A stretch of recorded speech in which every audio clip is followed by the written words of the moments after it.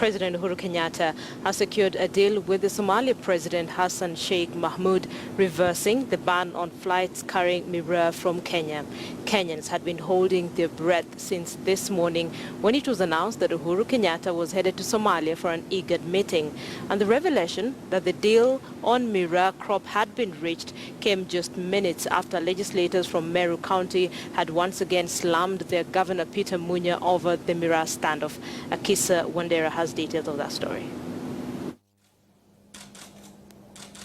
News that President Uhuru Kenyatta was in Somalia attending a special IGAD meeting brought with it high hopes among Kenyans.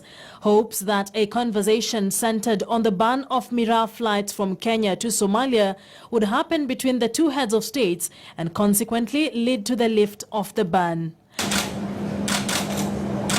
And it came to pass.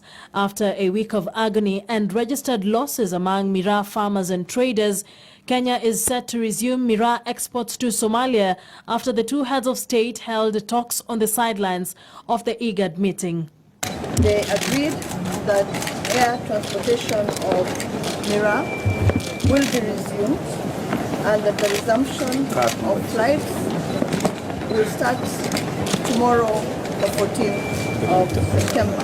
The Miraa ban became a political hot potato in Meru County, and many expected that any deal between President Kenyatta and the Somalia president would immediately earn him political mileage and undercut the much criticized Meru governor Peter Munya, who recently refused to join the president's new party. By Tuesday evening, it was not clear whether Meru politicians who are insiders in Uhuru's government were aware that Uhuru had Miraa in his agenda. This was their appeal hours before State House made the revelation of the deal.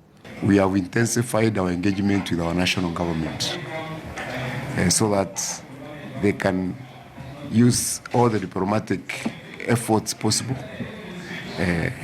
use the good offices and the good relations that exist between this government and the Somalia government. Even as we plead with the president, we are asking him to intervene because our county government has failed to address this very important matter.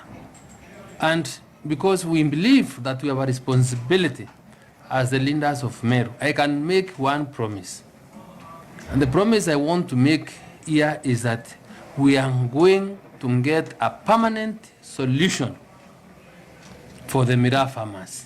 Many now expect that the Miraa deal secured by President Uhuru Kenyatta will completely chew up the Meru governor politically in a county that heavily depends on the cash crop. The governor is trying to politicize that issue.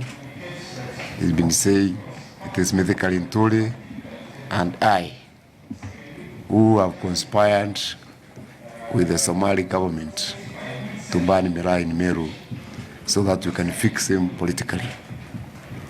I think that's the most unfortunate statement that can come from any leader of this country. A suggestion that we, who are the leaders of the people, can conspire with a foreign country so that they can undermine our own economy. That really not make sense. It beats all logic. Asiseme ati kuna watu walipanga Miraa ifungwe ili tuende tutafuta njia na namna ya kufungua tena. We cannot play cat and mouse in these games with our livelihood, with our people. Miraa farmers have been through a roller coaster for a while now after the lucrative business was dealt a huge blow when the UK, home to Miraa's biggest markets, declared the stimulant a Class C drug and banned all imports.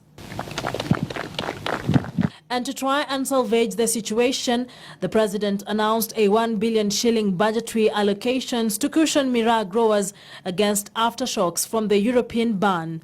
He also signed into law a bill that categorizes Miraa as a cash crop, a move that he hoped will boost his popularity ahead of the general election. Akisa Wandera, KTN News.